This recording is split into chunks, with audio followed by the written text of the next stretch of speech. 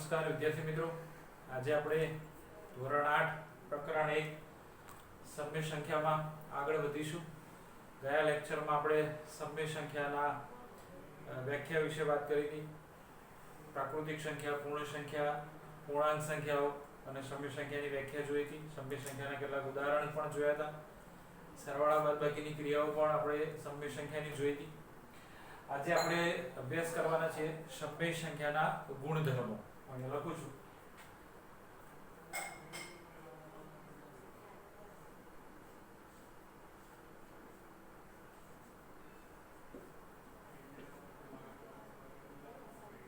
સમય સંખ્યાના ગુણધર્મો. તો આપણે લગભગ 5મા, 6થા, 7મામાં કેટલાક ગુણધર્મો ભણતા આવે છે. એ ગુણધર્મોને આપણે જરા યાદ કરી લઈએ તો આપણને ધ્યાનમાં આવશે કે પહેલો ગુણધર્મ હતો, એનું નામ હતું સંવૃત્તતાનો ગુણધર્મ.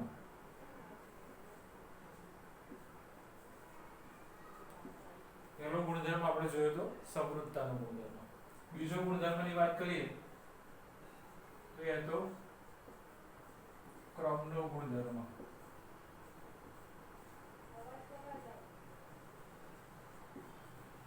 ક્રમનો ગુણધર્મ. ત્રીજો ગુણધર્મ જોઈએ તો જૂથનો ગુણધર્મ. ત્રીજો ગુણધર્મ જૂથનો ગુણધર્મ. ચોથો ગુણધર્મ ગુણાકારનું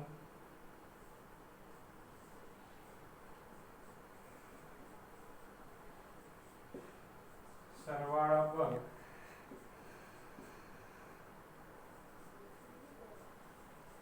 વિભાજન. પાંચમો જોઈએ તો વિરોધી સંખ્યાનું અસ્તિત્વ.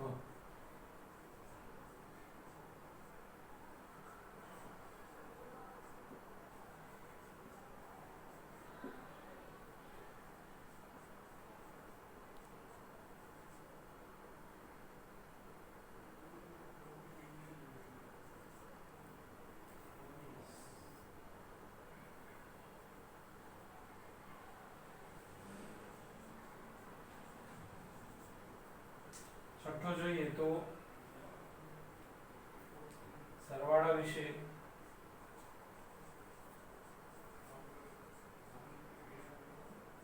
તટસ્થ સંખ્યા.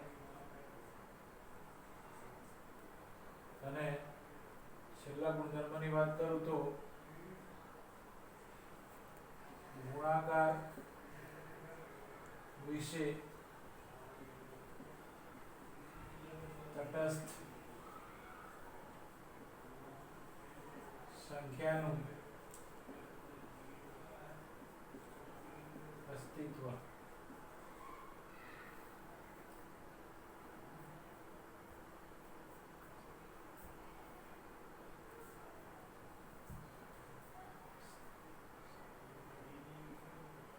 બરોબર, આપણે 7 ગુણધર્મનો અભ્યાસ કરવાનો છે. વિદ્યાર્થીઓ, સમૃદ્ધતાનો ગુણધર્મ, ક્રમનો ગુણધર્મ, જૂથનો ગુણધર્મ, ગુણાકારનું સરવાળા પર વિભાજન, વિરોધી સંખ્યાનું અસ્તિત્વ, સરવાળા વિશે તટસ્થ સંખ્યા અને ગુણાકાર વિશે તટસ્થ સંખ્યાનું અસ્તિત્વ.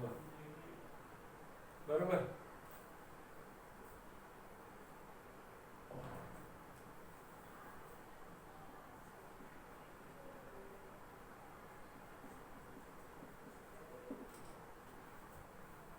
ચાર ક્રિયાઓ આપણે જોવાની છે. સરવાળો,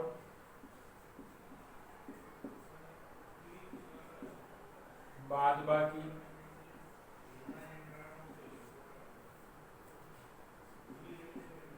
ગુણાકાર અને ચોથી ક્રિયા છે ભાગાકાર.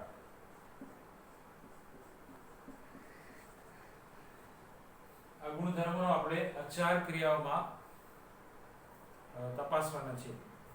સૌપ્રથમ આપણે વાત કરીએ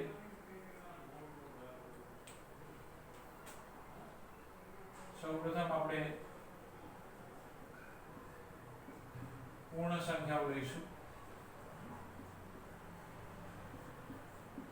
પૂર્ણ સંખ્યાઓની વાત કરીએ અને એમાં આપણો પ્રથમ ગુણધર્મ પૂર્ણ સંખ્યાઓ માટે ચકાસીએ એ છે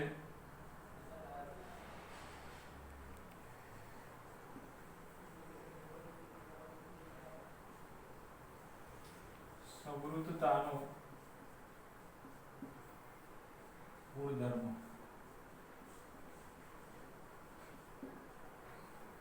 પૂર્ણ સંખ્યા માટે વિદ્યાર્થી મિત્રો આપણે સંવૃતતાનો ગુણધર્મ ચકાસવા માટે જઈ રહ્યા છીએ. પહેલી ક્રિયા આપણે લઈશું સરવાળો. હું અહીંયા લખું છું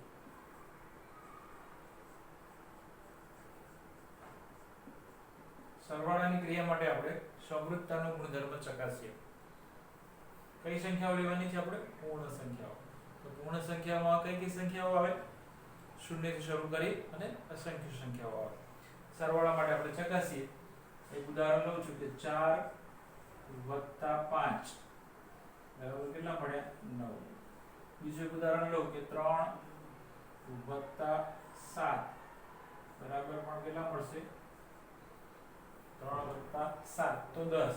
4 + 5 તો 9. 4 પૂર્ણ સંખ્યા, 5 એ પૂર્ણ સંખ્યા, 9 પણ પૂર્ણ સંખ્યા. એવી જ રીતે 3, 7 અને 10 ત્રણે ત્રણ સંખ્યાઓ કેવી છે? પૂર્ણ સંખ્યાઓ છે. તો આપણે કહી શકીએ કે બે પૂર્ણ સંખ્યાનો સરવાળો કેવો મળે છે?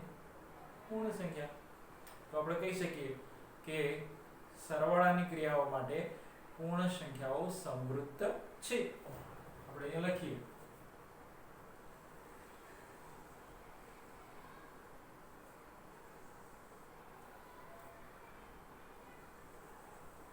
લખો કે સરવાળાની ક્રિયા માટે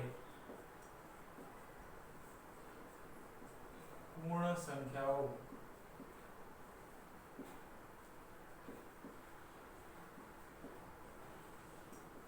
સંવૃત્ત છે. હવે આપણે બીજી ક્રિયા લઈએ. બીજી ક્રિયા છે આપણી બાદબાકી.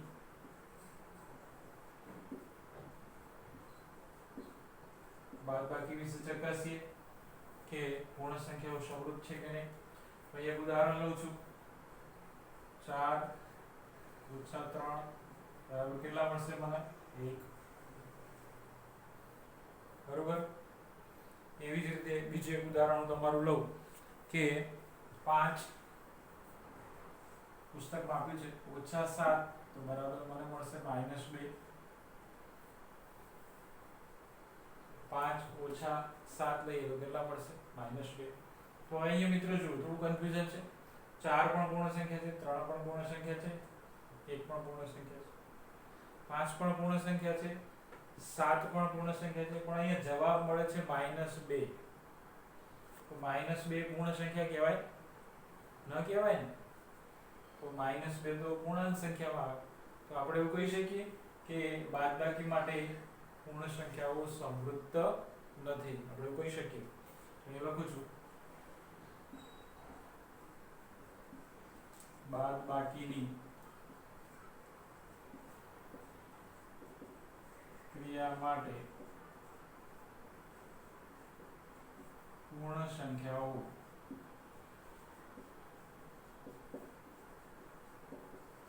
સંવૃત્ત નથી. બરોબર. હવે વિદ્યાર્થી મિત્રો આપણે આગળ વધીએ. સરવાળો, બાદબાકી, ત્યારબાદ જઈએ ગુણાકાર.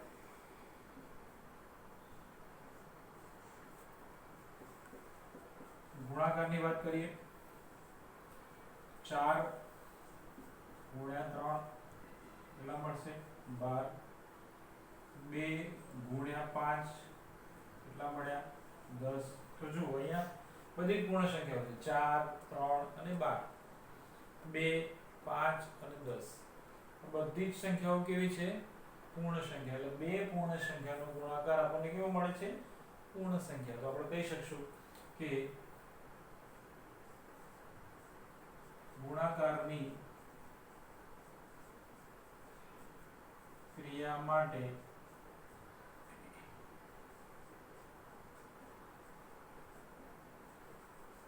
પૂર્ણ સંખ્યાઓ સમૃદ્ધ, આટલું ધ્યાનમાં આવ્યું. સરવાળા માટે સમૃદ્ધ છે, બાદબાકી માટે નથી, કારણ કે જો અહીંયા તમે -2 આવે છે એટલા માટે બાદબાકી માટે સમૃદ્ધ નથી. ગુણાકાર માટે સમૃદ્ધ છે. હવે આપણે છેલ્લી ક્રિયા એટલે ભાગાકારની ક્રિયાને ચકાસીએ.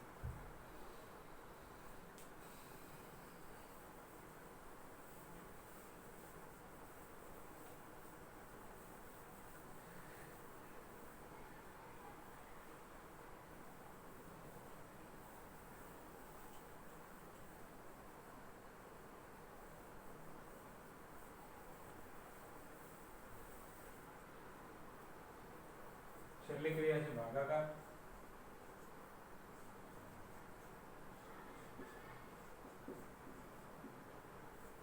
ભાગાકાર વિશે વાત કરીએ મિત્રો, તો તમને એમ કહે કે 4 ભાગ્યા 5, તો તમે 4 ભાગ્યા 5 કરો. એવી રીતે 3 ભાગ્યા 7, 3 ભાગ્યા 7 કરો. 4 પૂર્ણ સંખ્યા છે, 5 એ પૂર્ણ સંખ્યા છે, પણ 4 પંચમાંશ જવાબ મળે છે એ પૂર્ણ સંખ્યા નથી. કેવી સંખ્યા છે? p/q સ્વરૂપની, એટલે સમય સંખ્યા છે. અહીંયા પણ એવું છે, 3 પૂર્ણ સંખ્યા છે, 7 પણ પૂર્ણ સંખ્યા છે, જવાબ મળે છે 3 સપ્તમાંશ. તો 3 સપ્તમાંશ એ કેવી સંખ્યા છે? p/q સ્વરૂપની, એટલે કે સમય સંખ્યા. તો આપણે કહી શકીએ કે બે પૂર્ણ સંખ્યાનો ભાગાકાર પૂર્ણ સંખ્યા મળતી નથી.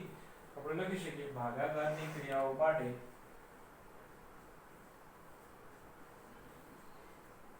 ભાગાકારની ક્રિયા માટે પૂર્ણ સંખ્યા સમૃદ્ધ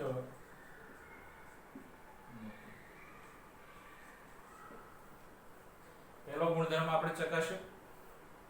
કયો ગુણધર્મ હતો? સમૃદ્ધતાનો ગુણધર્મ.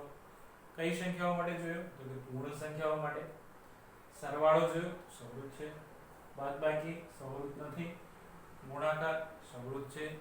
ભાગાકાર સમૃદ્ધ નથી. ધ્યાનમાં આવી ગયું પૂર્ણ સંખ્યાઓ વિશે? ઓકે, ચલો આગળ વધીએ. પૂર્ણ સંખ્યા પછી આપણે જોવાના છે પૂર્ણાંક સંખ્યાઓ.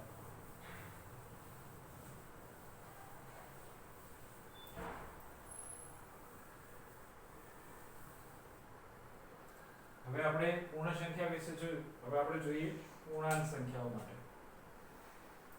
બીજી સંખ્યાઓ છે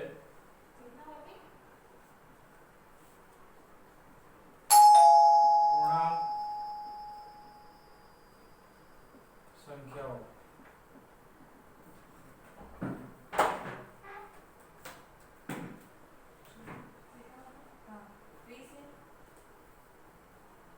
પૂર્ણાંક સંખ્યાઓની વાત કરી એમાં પ્રથમ ક્રિયા લઈએ આપણે.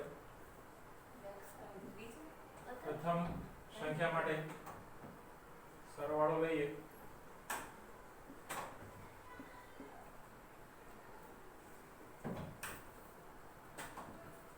આપણે સૌ જાણીએ છીએ કે પૂર્ણાંક સંખ્યાઓમાં ધન સંખ્યાઓ, ઋણ સંખ્યાઓ અને શૂન્યનો સમાવેશ થાય છે. બે આપણે પૂર્ણાંક સંખ્યાની વાત કરીએ કે ઉદાહરણ તરીકે લઉં 4 વત્તા ઓછા 3, તો આનો જવાબ મળશે 1. એવી રીતે બીજી સંખ્યા લઉં કે ભાઈ 5 વત્તા 0, તો પણ આપણને જવાબ મળે છે 5. 4 વત્તા ઓછા 3, 4 માંથી ઋણ સંખ્યા છે એટલે બાદબાકી થશે એટલે 1, અને 5 વત્તા 0 એટલે 5. આ પણ પૂર્ણાંક સંખ્યા છે, આ પણ પૂર્ણાંક સંખ્યા છે, જવાબ મળે પણ પૂર્ણાંક સંખ્યા છે. અહીંયા 5, 0 અને 5 પણ કેવી સંખ્યાઓ છે? પૂર્ણાંક સંખ્યાઓ છે. તો આપણે શું કહીશું કે સરવાળાની ક્રિયા માટે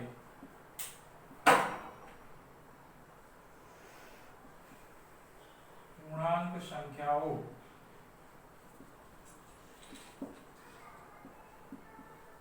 સમૃદ્ધ છે. ધ્યાનમાં આવી વિદ્યાર્થી મિત્રો? સરસ. ચલો બીજી ક્રિયા તપાસીએ આપણે. બીજી ક્રિયા છે બાદબાકી.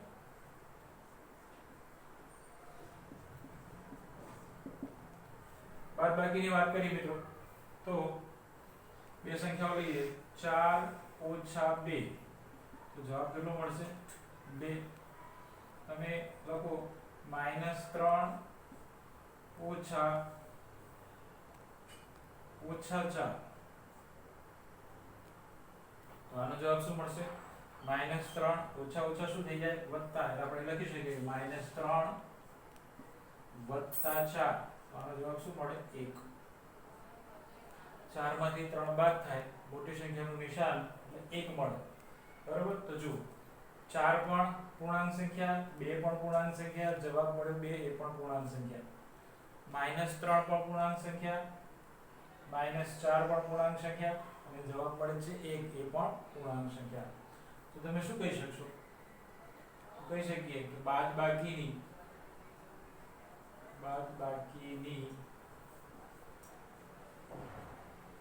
ક્રિયા માટે પૂર્ણાંક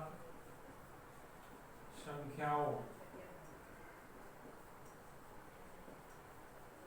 સમૃદ્ધ. બાદબાકી પછી આપણે જઈએ ગુણાકાર. ગુણાકારની વાત કરીએ મિત્રો, બે પૂર્ણાંક સંખ્યા લઈએ કે -3 ગુણ્યા -4 જવાબ આવશે 12. 5 ગુણ્યા 3 અને જવાબ આવશે 15. 2 ઓછા ઓછા ગુણા કરીએ એટલે બધા થઈ જાય. આ પણ પૂર્ણાંક સંખ્યા, આ પણ પૂર્ણાંક સંખ્યા, આ પણ પૂર્ણાંક સંખ્યા. 5 3 અને 15 એ પણ કેવી સંખ્યાઓ છે? પૂર્ણાંક સંખ્યા. તો આપણે કહી શકીએ કે ગુણાકારની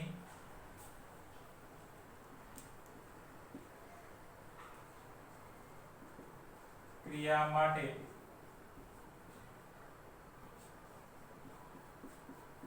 પૂર્ણાંક સંખ્યાઓ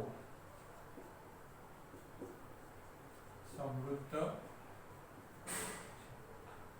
ચોથી ક્રિયા જોઈએ વિદ્યાર્થી મિત્રો. ચોથી ક્રિયા છે આપણી ભાગાકાર. ભાગાકારની વાત કરીએ તો તમને એમ કહેવામાં આવે કે 3 ભાગ્યા 5 અને જવાબ આવશે 3 ભાગ્યા 5. તમને એમ કહેવામાં આવે -12 ભાગ્યા 7 -12 ભાગ્યા 7. જો 3 પણ પૂર્ણ સંખ્યા, 5 પણ પૂર્ણ સંખ્યા, જવાબ પડે છે 3 પંચમાંશ.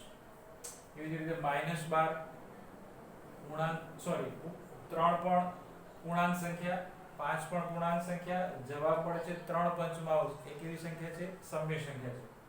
-12 પણ પૂર્ણાંક સંખ્યા છે, 7 પણ પૂર્ણાંક સંખ્યા છે અને એનો જવાબ મળે છે 12 સપ્તમાંશ. 12 સપ્તમાંશ કેવી સંખ્યા છે? સમય સંખ્યા છે. આપણે પૂર્ણાંક સંખ્યાની વાત કરી છે વિદ્યાર્થી મિત્રો. અહીંયા આપણે બધી જ પૂર્ણાંક સંખ્યાઓ લીધી છે એટલે થોડું ધ્યાનમાં રહે એટલા માટે. તો અહીંયા તો આપણને સમય સંખ્યા મળે તો આપણે લખી શકીએ કે ભાગાકારની ક્રિયા માટે